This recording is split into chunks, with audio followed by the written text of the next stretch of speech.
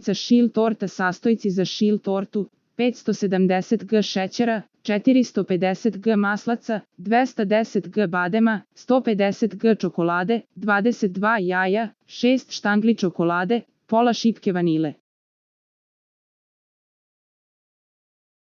Šil torta se priprema na sledeći način: dobro umutiti 210 g maslaca, dodati 210 g šećera i jedno po jedno 11 žumanaca neprekidno mešajući, a zatim dodati 3 štangle omekšale čokolade, 210 g samlevenih neoljuštenih badema i na kraju čvrsto ulupan sneg od 11 belanaca.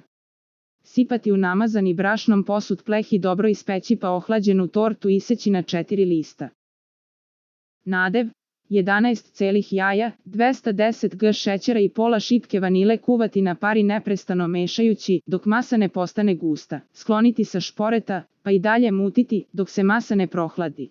Umešati 210 g maslaca sa 3 štangle omekšale čokolade, pa sve zajedno dobro izmešati. Prvi, drugi i treći list premazati ovim nadevom, a poslednji list preliti glazurom od 150 g čokolade, 150 g šećera, 1 decilitrom vode i 30 g maslaca. Ukrasiti po želji pre služenja.